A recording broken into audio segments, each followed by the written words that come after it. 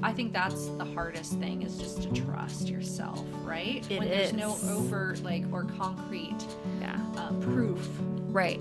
as to why you should feel Yeah. a It's certain not way. a red flag. It's not a red flag. It's a It's yellow a yellow. flag. Cassandra. Tatiana. So awkward. Okay. Welcome to my podcast. Thanks for being here. Thanks for having me. I'm so excited. Me too, because we've tried to do this a few times. For months. Yes. I mean, to be fair, we live in different cities. We do. So. Yeah. You live in Eugene. I live in Portland. Yeah. So just good. far enough away where it's don't see each other often. Yes. And I have been trying to test out a new audio system. Yes. Took me a bit this morning. It's all good. Yeah. All right. So I do always start with a question. Okay. What is your first memory around sexuality? Oh, interesting. I've actually been thinking about this a lot lately. My first memory, I have two. I think I was in kindergarten, and I had just discovered masturbating, and I can't remember if this was before or after, but I'll start with this first one. I was in a hot tub with a friend, and she actually showed me, and I was like, this is amazing. Like with jets? Like the water jets, or like your hands? With our hands. Oh, interesting. Yeah. She's like, did you know? And then I tried it on myself. Yeah. And it was amazing. It was like this amazing pleasure. Well, yeah. As we all know As we now. all know, but yeah. like as a child, it's like, what is this? Yeah. And that's more of like a fuzzier memory. Yeah. But a distinct memory I have, specifically with masturbating, I was in a top bunk at my house, and I was about the same age, like 5. And I don't know what I was trying to do. I think I was like trying to move the bed or something, but I had my feet against the window, and I ended up breaking the window with my feet. God, where did you cut yourself? Oh, yeah. Yeah. And I was like, at that time, I grew up in a Christian household. Yeah. So it was very much taboo. Yeah. It was like, I don't remember being outrightly told to not masturbate or touch myself. Yeah. But it was like this inherent message that I grew up with. Right. So it was this thing I did in secret. Right. It's wrong. It's dirty. Yeah. You're not supposed to do it. Yeah. So like there was, and then there was the shame of like trying to hide what I was doing before my mom came in to help me with that. Oh my goodness. Oh, wow. Yeah.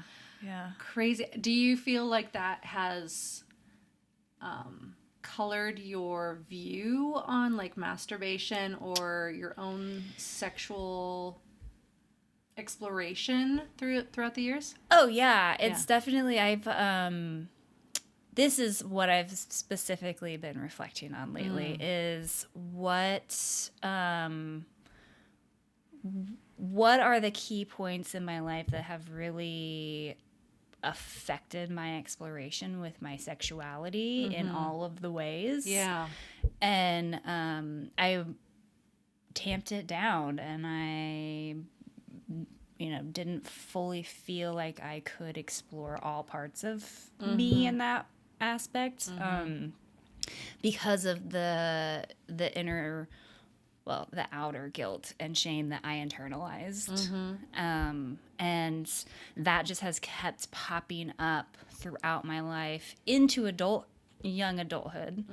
And now, like, it's really exciting to be in a place to be able to explore that in a new way with people from my past, and like sharing that experience of like there was a lot of shame in being sexual in certain ways, and like the that didn't fit into societal norms. Right. And now you're feeling more free to like explore those aspects of yourself. Yeah. Yeah. What do you feel was a catalyst, if you don't mind talking about, like, for you to kind of start breaking off those or shedding those shame, guilt feelings? Yeah. One of the catalysts was, so there's a few different ones. So one of the first ones, for my 18th birthday, my best friend at the time, took me to my first sex shop. Oh, yeah. And it was like, oh, we can do this. Like, Yeah. this is, we can do this and have fun and open up in that way. And it's like, this is amazing. Yeah. I want to come here all the time. Yeah. Yeah. Was it like She-Bop? No, it was just a janky one on 82nd. I was 18, so it was a while ago. I don't even know if they're still there. Yeah. But it just kind of helped open my world. And even then I was pretty closed off in myself and not confident in myself or my sexuality, or like I felt very timid in myself as well. Mm-hmm. So I didn't do as much exploration as I wanted. Mm-hmm. And there was still external shame happening. People still talking about it, or just like what was still external?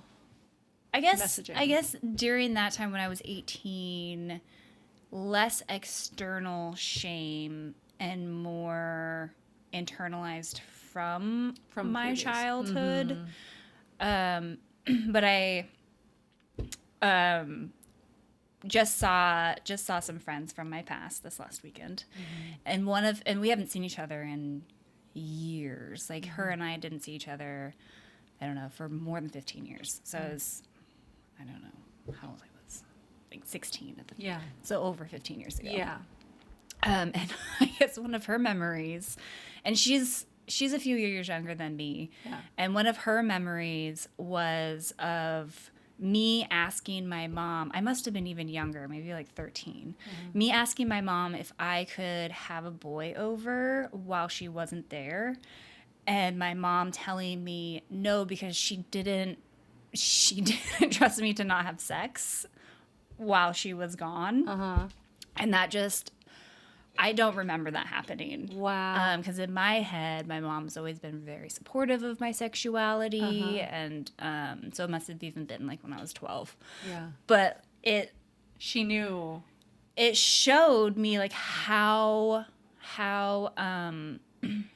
sex forward I was, but then also how stymied I was at the same time. So she knew how sexual I was, right, or how sexual I would like to be, right.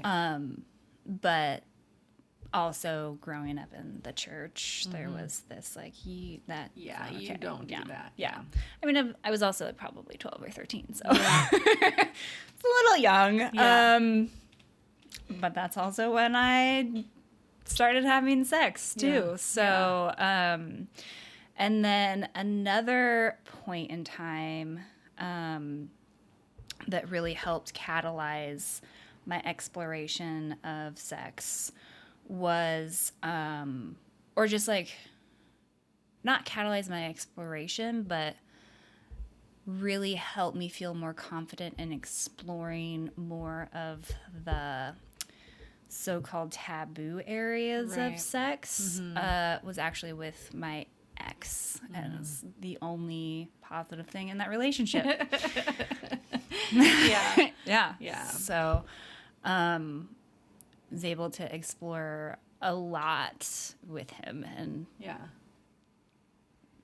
that's like opened everything. Right. Kind of give you the permission to keep going with that, or with somebody else, right? Yeah, like I've always done it with myself, but then to be able to do that with somebody else and there was actually still like shame and a lot of shame from him for my fantasies,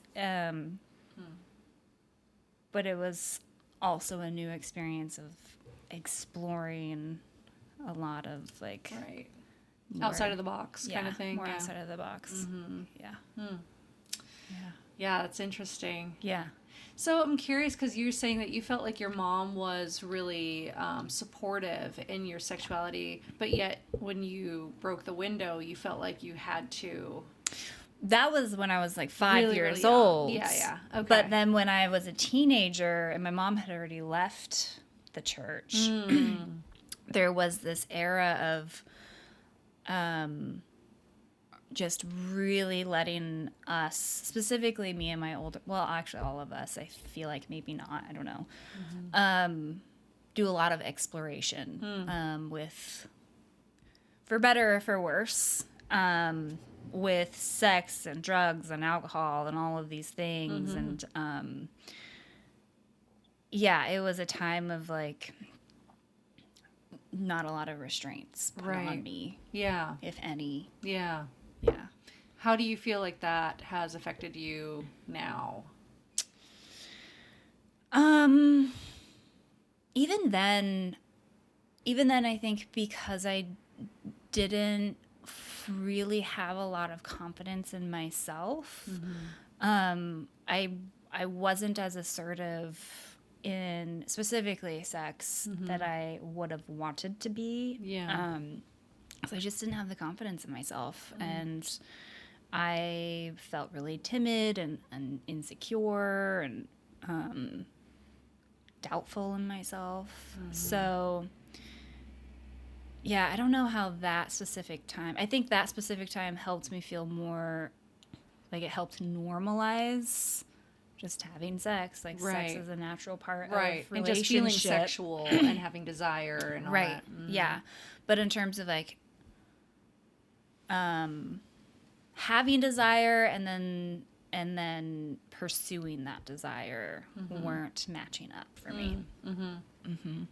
Yeah, which I feel like is probably kind of a universal thing in that time period where like your hormones are raging. Right. But yet there's like no official guidance. Yeah. You know, it's the like, don't do it. Or if you're going to do it, at least be safe. But there's no like guidance from generation, you know, to say like, okay, well, if you're feeling this, maybe you explore this, or, you know, like, there's no teaching guidance. aids at all except for porn, which is not reality most of the time, you know? So, yeah, it's so interesting.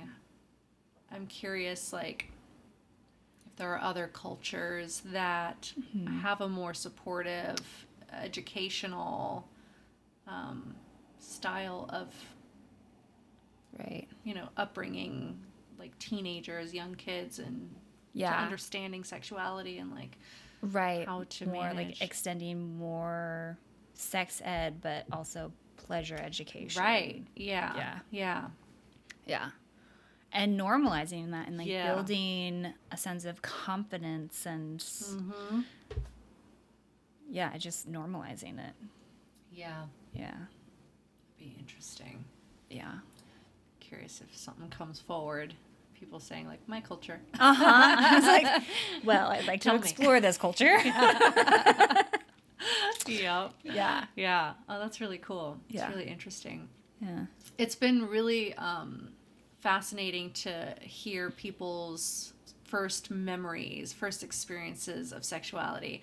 And I think it's a lot younger than a lot of people realize. Oh, yeah. You know? Yeah. So, it's usually around like 5, 6, 7, you know, around then. Like, it's fascinating. I started young also, but like I remember teaching my friends in my pool how to use the jets in order to masturbate. There may have been jets involved in mine too, because we were in the hot tub. Well, and my first experiences were with the bathtub water, and I didn't recognize like why it felt good. But I was like, this is interesting. Tell me more. What's happening? You know? And then it just like water was like Yeah. the way that I always did, Right. for years and years and years. Yeah. Yeah. And we had a pool for a very long time and made it easy. Yeah. Yep. Yeah. So it's fun to know that friends are teaching other friends, Yeah. Yeah. kind of growing up. Yeah. Yeah, I think that's pretty cool. Yeah. Well, I realized that I didn't even inreally introduce you. Just jump right Yeah, into let's just memories jump right first. Why not? Yes. We have a pretty fun story, I think, because your sister Emily and her wife now, Taylor, had this house.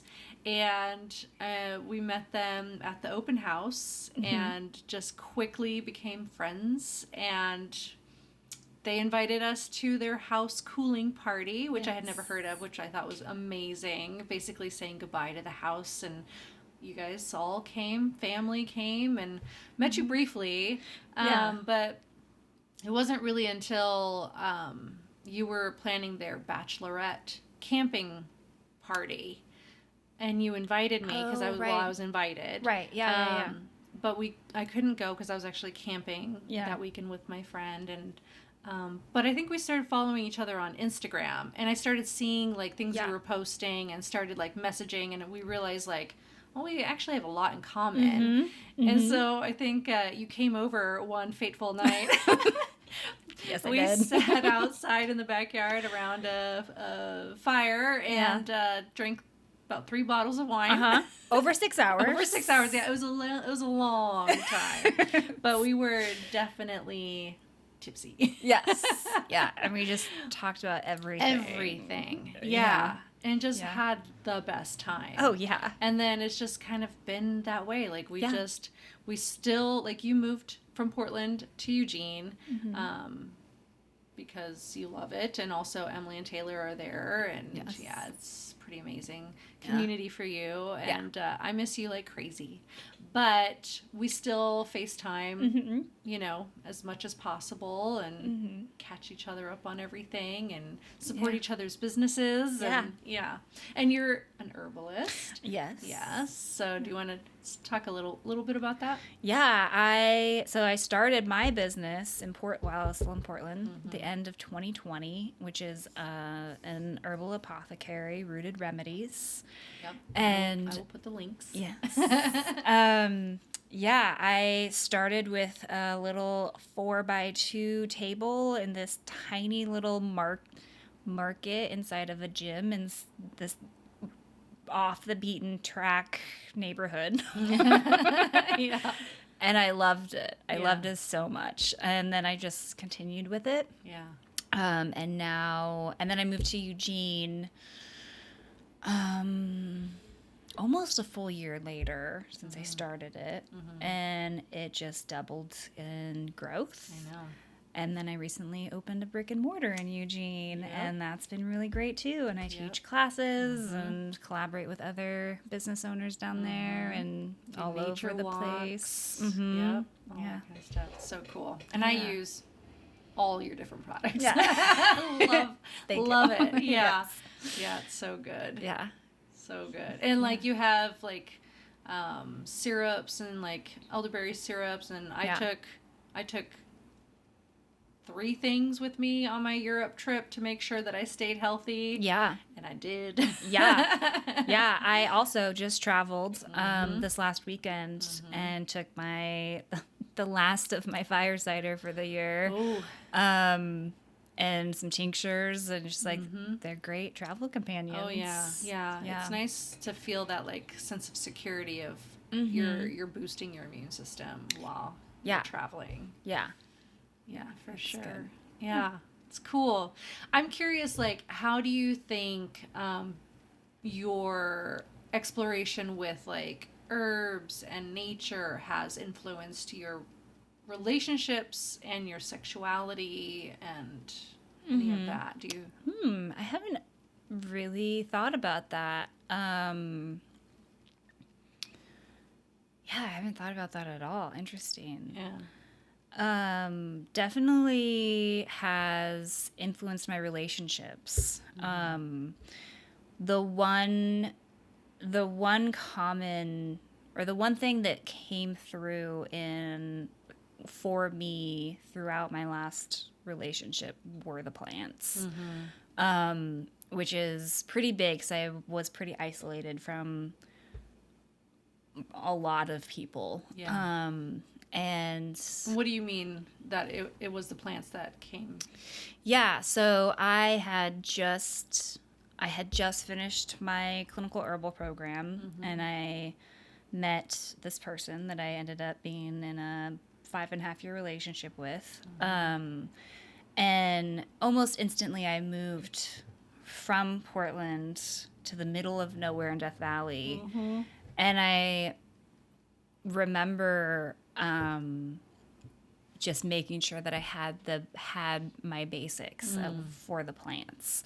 Right. And I went through a lot of hardships during that whole relationship, but especially when we were out in the middle of nowhere, and just having those plant allies with me for physical, mental, emotional wellness was something that dramatically helped me get through everything. That and being able to be out in nature, because we were out in the middle of nowhere. Right, yeah. And so being able to connect with the plants in that way too. And so in that way, it's had an impact on my relationship with myself. But I don't know how it's had an impact with my relationship and sexuality. Yeah. I was just curious. Yeah. Yeah. Yeah. But yeah, it definitely makes sense that, I mean, in essence, it makes you feel more grounded, right? And more available to explore. Yeah. Yeah. I guess recently, I've been doing a lot more naked wildcrafting, and that has been a really great exploration in like connecting with the wilds, the wild part of me, and just like the continuation of me and nature and the plants, and has been really impactful in my sexuality in that way. Just like kind of creating this safe space of exploring more of the wild parts of my sexuality as well. Yeah. Do you find that like you feel more of like a feminine versus masculine energy from certain plants, and maybe incorporating certain plants into your daily practices kind of ignite certain aspects or balance certain aspects, or is that not really? I don't see the plants as feminine or masculine. Yeah. It's more like I see them through the elements and how they are expressing through the elements. So some are more, some have a lot more water in them, which in turn could be considered more feminine, more like flowing and moistening and nourishing. And then some have a lot more earth, like roots, so that could be like considered more masculine archetypes. Right. But I don't really see it in that Okay. term specifically. Yeah. Yeah. It's interesting. Yeah. I mean, it's thoughts that were just No. coming to my mind. Yeah. Yeah. You know they do. Yeah. Oh, Yeah, that's because funny. I think like with the masculine and feminine, they're constructs that we've made up. Completely. And so that could look so different. And I know a lot of people will refer to a lot of plants as she and her. And, but I think that there's like, for me, the elements just feel so much more visceral. Right. Well, and it's more rounded, more well-rounded, right? Right. Yeah. More encompassing. Yeah. Yeah. Yeah. Reflecting nature with nature, I guess. Imagine. Something like that. Oh, man. Well, I'm curious, because I know that we've talked a little bit about like non-monogamy and all of that. Yeah. Do you want to talk about like your experience or like what you're curious about or Yeah. any of that? Yeah, I've had one experience with ethical non-monogamy. It's such a hard word to I say. know. There's so many So syllables. many syllables. Ethical non-monogamy. Yeah. And it was great. Yeah. We were very upfront with each other and communicative with each other, and we weren't each other's main people. Okay. I don't think neither one of us had a main person at the time either. But it was just like this, when we were together, and it was sweet and very intentional, and we knew the boundaries and like our expectations, and Yeah. and then we also had our own lives outside of that, and it was like it was that nice like coming and going, and also building a connection with each other. And then I felt like I wanted more, and he didn't, and we still care about each other. Yeah. And then now recently, like I've always been curious about non-monogamy, and like ideally I would want like one person and then to date one or two other people. Right. Like kind of have a primary person that maybe you nest with. Yeah. And then Yeah. be able to date Yeah. elsewhere. Yeah. Like have that freedom and flexibility, but also have that solid foundation with somebody and with myself, and have like, I find that for me, having a solid foundation in all of life and like a solid structural foundation allows me to be more flexible and spontaneous, because I know the core essence of like the boundaries and what to expect, and for me and with other people. Yeah. Instead of this guessing game with other people, Right. which Yeah. can cause a lot of anxiety and mistrust and Yeah. whatnot. So I've also had, speaking of, experiences of non-ethical non-monogamy, and that just feels awful. And it doesn't, it feels slimy and not good. Yeah. Messy. Yeah. Not sure of what's happening. Yeah. So, this last year, been exploring more being open with people, and as I'm doing a lot of healing for myself from my last relationship, which I think is like the key part right now, is coming back to myself, rebuilding who I am, and then also being open to exploring things with other people has been really big. But ideally I would love to find a person to nest with and build a life with, and then have, or even a throuple also has been really I've been drawn to. Yeah. A throuple that you would all nest together. Yeah. That's cool. Yeah. I would love for you to expand on a couple things, like how you've navigated trying to like heal some of your own traumas, but then also like how you navigate communicating through boundaries and like figuring out what kind of boundaries work for you and the other person. Yeah. So with the healing of trauma for myself, therapy. Yeah. Constantly come back to therapy. Yeah. But specifically, EDMR therapy has been incredible for you, huh? Yeah. Life-changing. Like a complete changeover for me in terms of how I relate to past traumas and how I my brain has been processing like current things that come up in terms of boundaries and what I'm wanting from relationships and what I will, like, in the past, what I have kind of skirted around or let things slide from other people, whereas now I'm like, that doesn't work for me, like stronger boundaries. Right.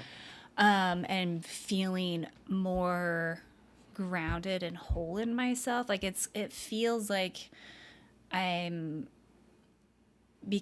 just like collecting these parts of me that have been fragmented off. So I feel more whole in myself from it, and in turn have been able to have stronger boundaries and practice those uncomfortable conversations most of the time. Yeah. Step by step. Yeah.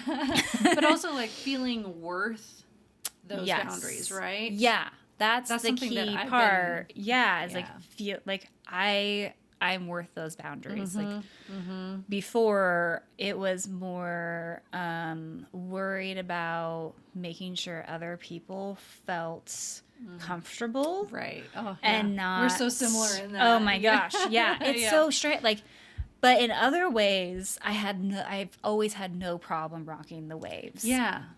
But with with certain things, like I don't want to make someone else feel uncomfortable. Right. There's no rhyme or reason, or maybe there isn't. I haven't figured it out yet. I don't know. But so and then with the healing is just like continually coming back to myself. Yeah. So even small things of like having a conversation with somebody and really just grounding into my physical body Checking while in, I'm what are you doing feeling? it. Yeah. Yeah. Am I being true to myself? Am I tamping something down to people please or making sure that they're comfortable or manage their reaction or emotions? Or am I like being really true to myself right now? Yeah. In all the ways I show up, like just like from the smallest things to the big things. It's like this continual practice, and it's like a muscle to exercise. Oh my gosh, yeah. Yeah. It is a muscle. It's getting easier the Yeah. more I practice it. Yeah. And you're, from hearing stories of like the things that you're doing, you're hearing validation that that you are worth it, and that people are actually willing to meet you there. Yeah. Right? Yeah. Yeah. So. It's that's been big, just being in one major relationship after another, meaning 1 and 2 major relationships in my life with narcissists who really broke me down. They know how. They do. Especially for people pleasers. Yes.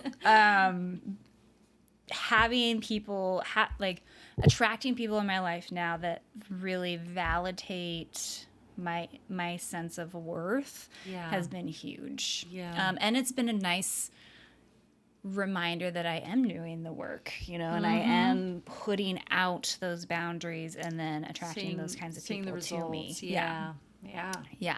Huge. I know. So, It's exciting. Yeah. So exciting. I know, it's just been so fascinating because like we just seem to be going through so many of the same self realizations and self work and just like random things in our lives like happening at the same time. We're like, oh yeah, you too, huh?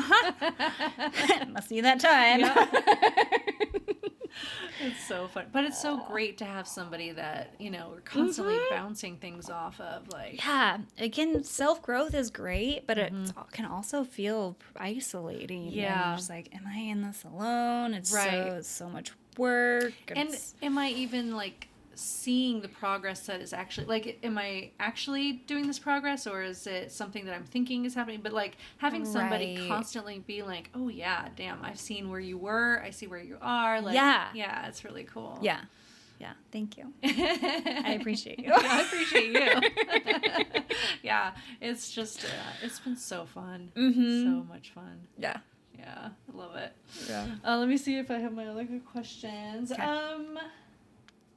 Well, we kind of talked a little bit about like religion and how that's influenced. Yeah. Yeah, because right now, how would you say that you were with religion in the past? Because you did come from a religious family. And then how are you now in regards to like religion, spirituality? How does that kind of influence? Yeah. That's really a good question. Like influence me just as a person? Yeah, as a person, which I mean, it could also, if it relates, like how does it influence you as, well, yeah, I mean, it would relate, right? How spirituality relates to your sexuality and all that. So. Yeah. Well, that is interesting. Yeah. So growing up, I grew up Christian. And it was very much like women are supposed to be subordinate and, you know, you only have sex when you're married. And even then it's the man's pleasure comes first. Like you're supposed to please the man. And even then it's like man and woman. Right. Yeah. And then I've always known from a young age that there was something off about the church and the teachings. And then when I was a teenager, I spoke up about it and got kicked out of youth group multiple times. Yep. And then I left the church altogether and started. Around what age? Around 12 or 13. Yeah. It's the same time I started experimenting with smoking pot and drinking way too young, but that's what happened. Yeah. I also started exploring other religions. So the first one was Buddhism. There was a temple by my house, and I would go sit like multiple times a week. Yeah. To the point of the family that lived at the temple, like I would have lunch with them a lot, and had this really sweet relationship with them, and and then I kind of tapered off from that, and it wasn't until years later when I was, I was 21, 22 when my first love and sweet friend, still dear friend, introduced me to this Hindu community. And then I spent like 2 or 3 years with them and got really deep in with them. And we've been reflecting on our time there because we've both left since then. And I've been reflecting on specifically my sexuality and how I express, and like not really finding or having like the full support that I had needed, although I also wasn't fully expressive in that. But there was this dynamic of me and my friend, and when we split up, I started seeing our other friend in the same community, and then it didn't feel like we needed to be sexual, like from my end. And I remember the teacher like not blatantly telling me this, but they like insinuated that I was the problem of like whatever jealousy was coming up for these two. And like they would one of them would walk me home at night because I lived a few blocks from the community house, and it's like that wasn't allowed anymore. And so more shame around being sexual. And then at the end of our relationship, me and my friend, my now friend, there was no like support in us working things out. It was more like, you're just not showing up sexually in the way he wants, and he's not showing up sexually in the way you want. And looking back, like we both feel like it was very cult-esque. Like I think all religions ride that line, and it was more into like very much more into the cult. Telling you how you should and shouldn't do things. Yes. And, living your life, making choices for you, kind of thing. Yeah. But yeah, there was a lot of like mixed messages, because then at the same time she would comment on how I was probably a I forget what they're called. Basically, the Hindu version of a nymph in another life, like as like this really sweet thing. Yeah. So it was like this shaming me for that, but not teaching me how to have boundaries or Yeah. like how to be sexual in a not messy way. Yeah. Yeah. Again, going back to like, we need teachers, you know? Yeah. We need Yeah, guidance. we need guidance. Because I know that, especially being not like more sexual than the average person can cause messiness if you Yeah. don't have the right tools. Right. And the right- You don't learn how to do boundaries. Exactly. properly, Like, and- yeah, and voice your needs and wants and Yeah. desires and the boundaries. Yeah. Yeah, so that was a big part. And then since then, I was a part of another group, an energy healing group, so more spiritual. And wasn't really any, like, that was a lot more sexually welcoming and freeing in that experience. That was actually where I met the person I had a ethical non-monogamy relationship with. And now as I am coming back to my spirituality, because I've definitely tamped that part down over my last relationship. Yeah, it's just like this form of embracing my sexuality through spirituality and seeing how they are so interconnected. And it's like this really beautiful, it can be a really beautiful divine experience and elevated experience in all of the ways that you want to experience sexuality, from like the sweet loving connection to more taboo kink stuff. Like all of it is this. It could be a spiritual experience. Yes. Yeah. So Yeah. it's It's really cool. yeah, it's exciting. I'm excited to have this open up more for me and explore it, specifically with this person that I already have this like level of comfort and trust with, and kind of coming into exploration similarly. Is exciting. Yeah. I'm curious. There's a lot of curiosity in it. Yeah. And I think that that's one of the most beautiful places to come to sexuality, is with a lot of curiosity. Yes. Right? Yes. It all can be new and exciting, even with the same person, you know? Yeah. So, because you're constantly evolving. Right. So. And there's so much to explore. Yeah, I think approaching it with curiosity is so important.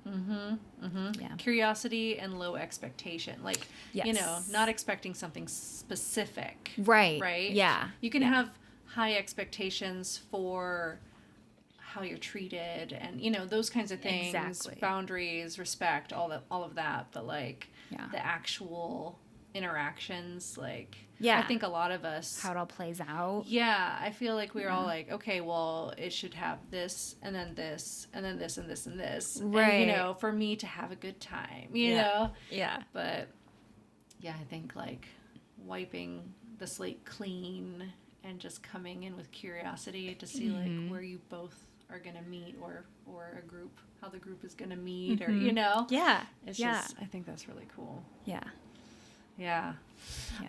While you were talking, something came up, and I'm like, it's like right there on my subconscious.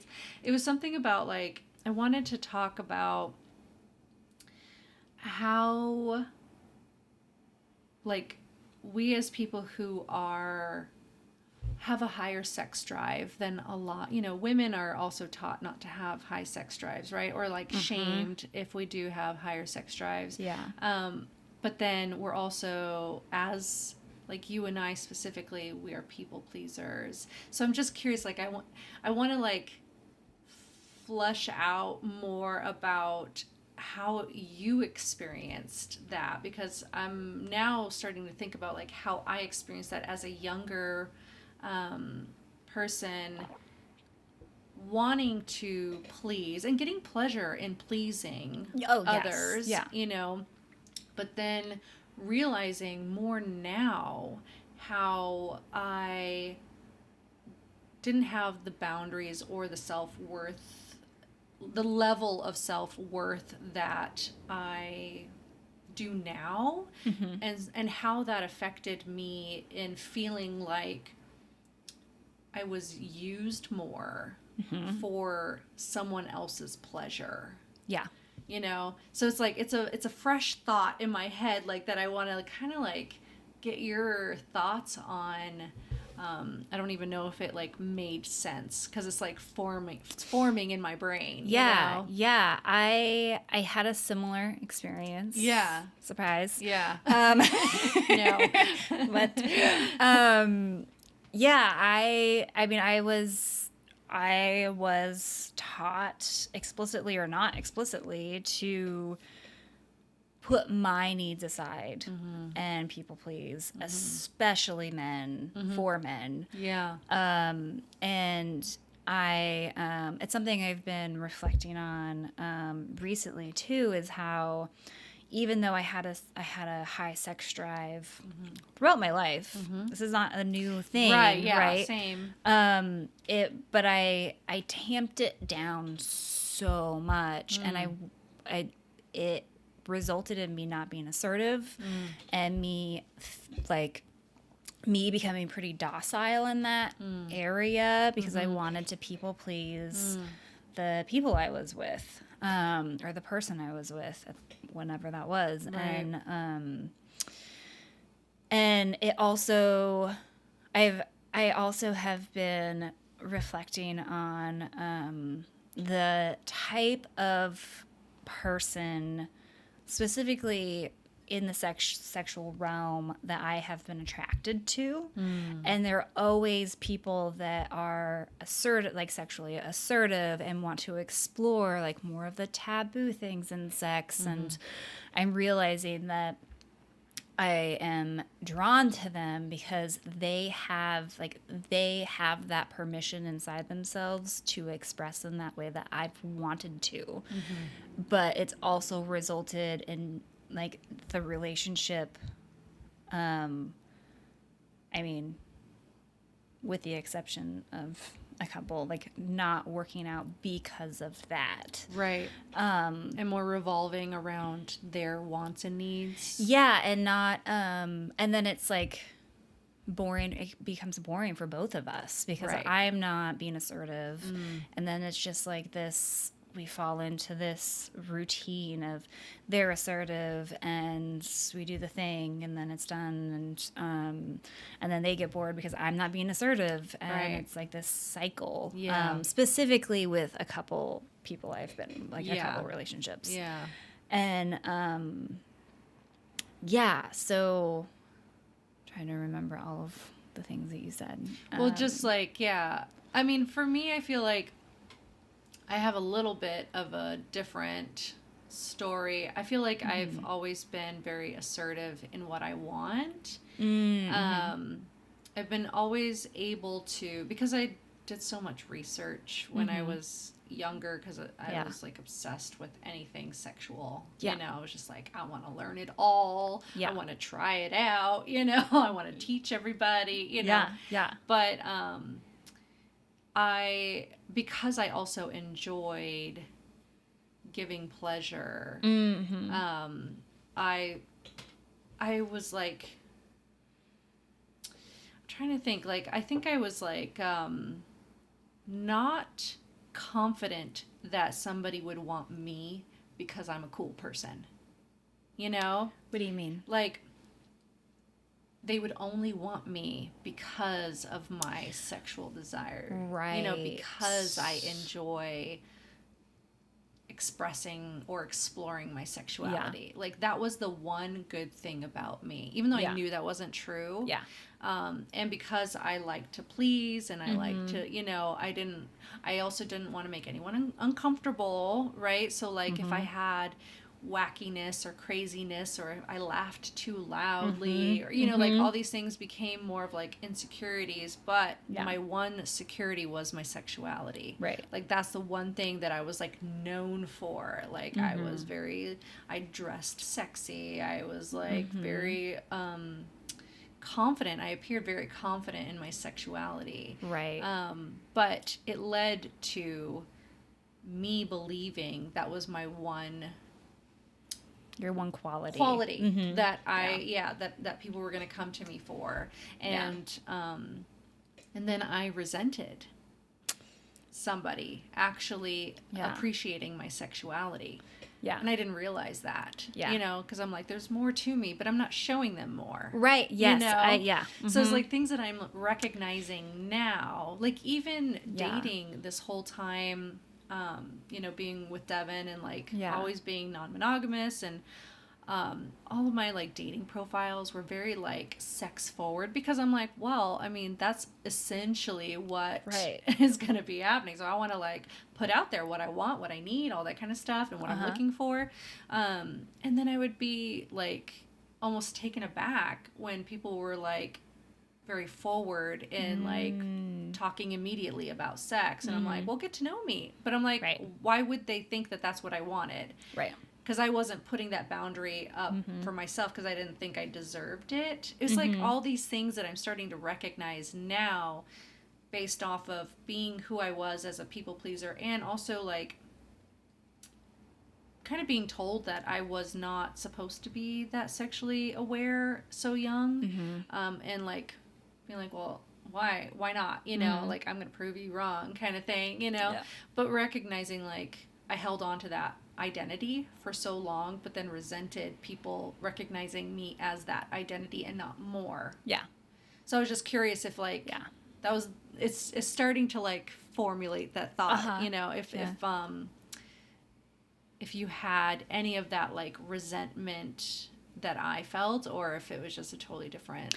No, I have had that resentment and similarly like I also wasn't showing them everything because I thought that they just wanted my looks and my sex. There you go. That's more, and I just like, well, this is what I have to offer. Yes. Because that's also what I was told. Like, yes. That's also what I was taught in subliminally as a kid. Like, we're only good for this. Like, your looks and your sex. And then when I also had the messaging with like my brain, but then it's like, but that's not how you get a partner. Specifically guys, that's not how you get guys. It's the looks and being sexually available. Exactly. Make them happy. Give them pleasure. Be available for them. And as I've grown, especially this last year of just like really healing all of these fragmented parts of myself, I'm realizing that like I love sex. I love having sex. It's amazing. All the time. All the time, everywhere, in all the positions, in all the ways. I'll try everything once. But I also want like someone to appreciate me as a person, but I've realized that I have to do that first. Right. And then show people me as a person and not try to just be a reflection of what I think that they want. Yes. I feel like you just put that into words. Like that's what I was saying that I'm recognizing too now. Like that's what I'm finally getting to is like I can't be mad at other people for not seeing what I'm not showing them. Or what I'm not making a priority for them to see. Yeah, and it's also I've also had this like how can I expect someone to fully appreciate me and love all of me if I'm not showing them all of me? Exactly. Yeah. And it's been a process of like, oh, I need to do that for myself and put down that mirror of what I think people want, and just show up as my full goofy, weird, quirky, Yes. sexy, wonderful self. Because then you're gonna feel so and amazing. uncomfortable self. Yeah. Awkward self. Like Right. all of it. Yeah. Which, I mean, when we think about like what we appreciate in other people, it's the all of it. It's the weirdness, it's the awkwardness, because you feel like, oh, you're human. Yeah. You know? Yeah. And why do we assume that potential lovers aren't going to want that because they themselves are not perfect, right? But I think it's also like the media keeps telling us that like men, you know, if you're dating men, but even women, like we're seeing the same thing, or any gender is seeing the same thing, right? They're seeing a binary. They're seeing a very stereotypical woman, a very stereotypical man, you know, and so like men are assuming that people who are searching for them are looking for a certain thing, right? And then you know, same like you just have this ideal that you're holding yourself up against, and like nobody is that, right? You know, and so add that with the extra layer of religion. Oh my gosh. Yeah, exactly. Yeah. I think it goes back, like for me, it goes back to that realization of being attracted to people who are like have that internal permission to be assertive. Yeah. Like have that internal permission to just be them full selves. Yes. And it's great. And like, oh, I want that for myself. Yeah. Yeah.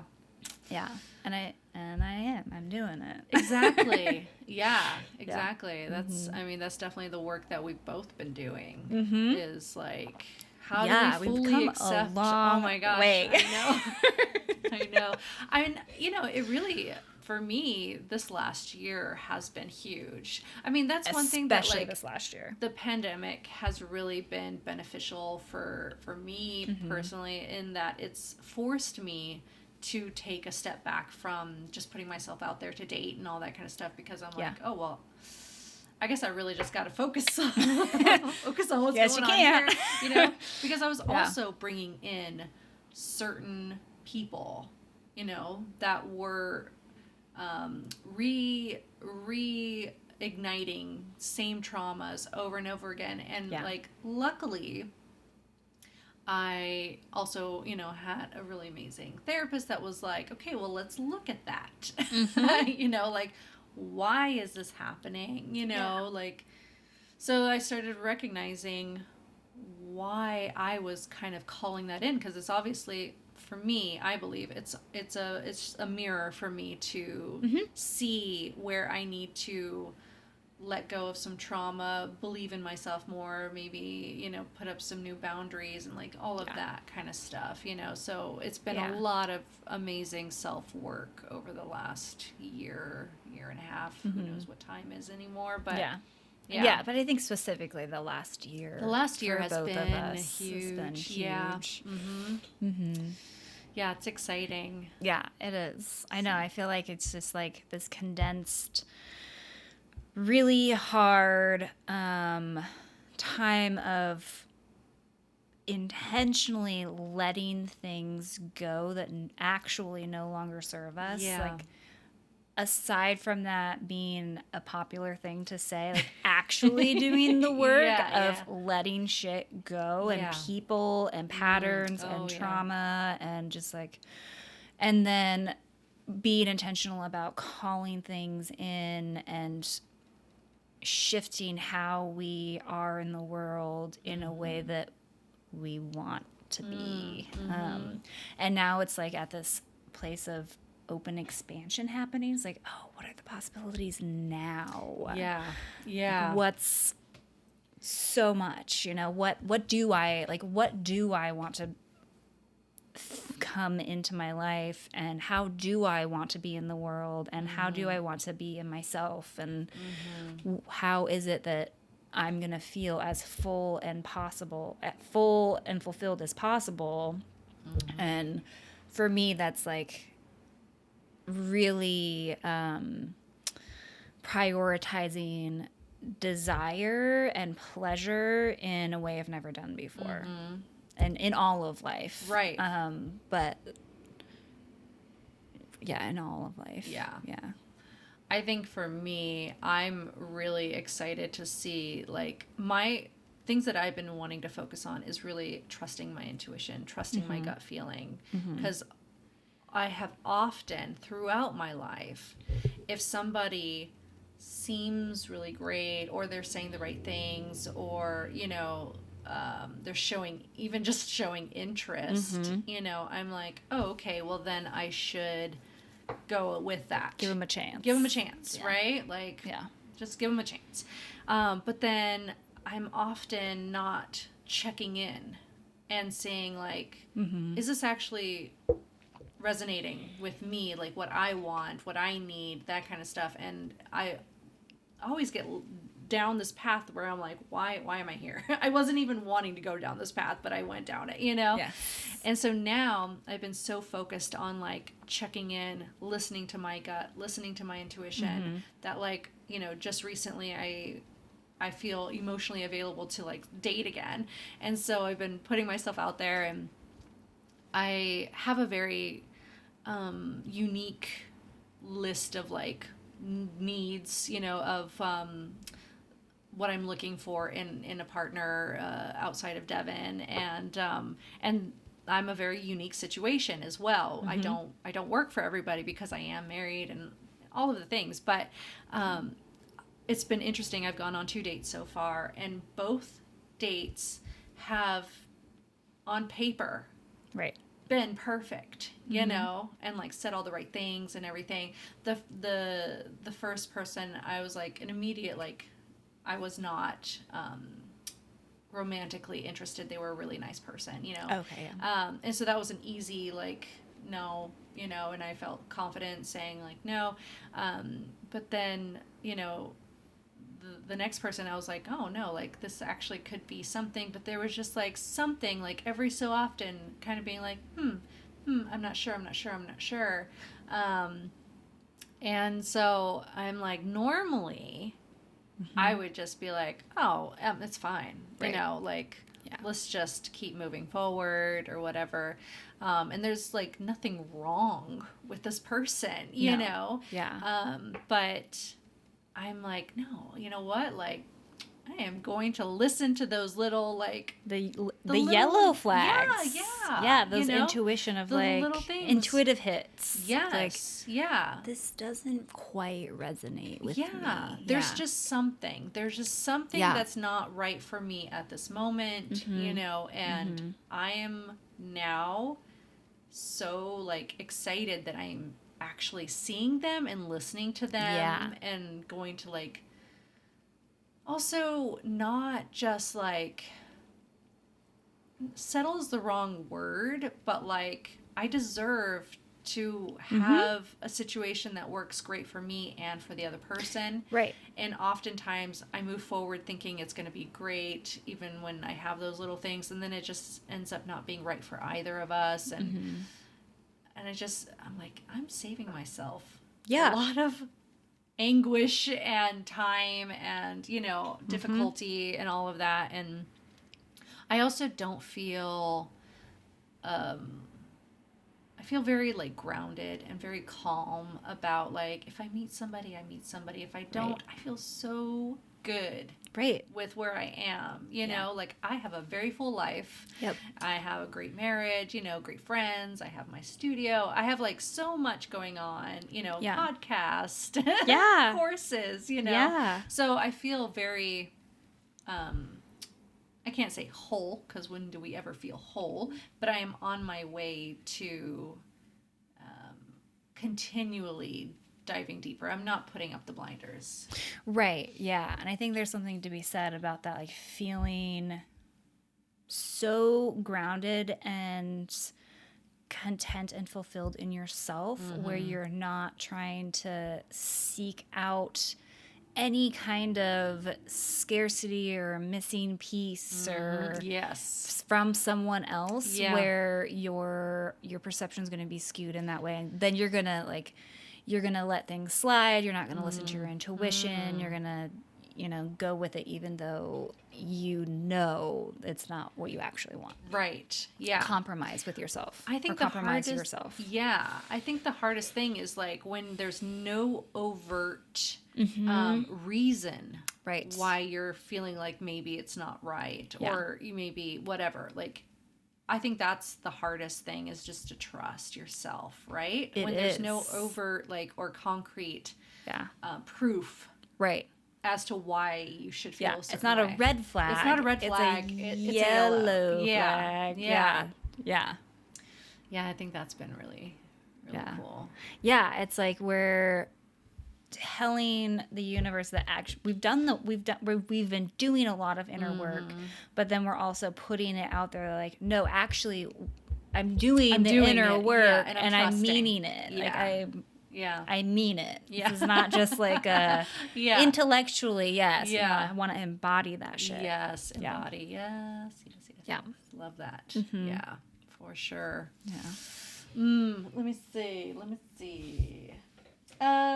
What are like 1 to 2 relationship needs that you feel need to be fulfilled in order to feel secure in a relationship?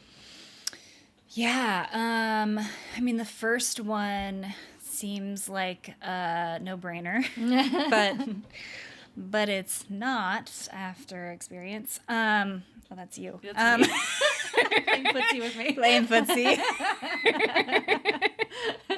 Yes. Is uninhibited, transparent honesty. That's a huge one for me. Yeah.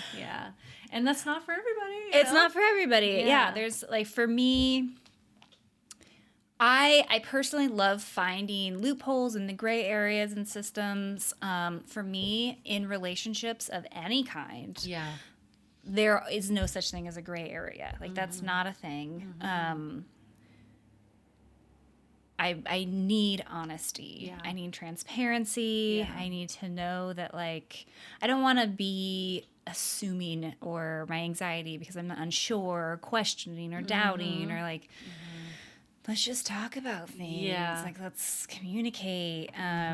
So I think that all kind of falls under the same umbrella of the honesty and good communication. And I'm not sure if emotional intelligence would fall under that, but that's another thing. Like emotional intelligence and openness and curiosity for oneself. Yeah. And with a partner.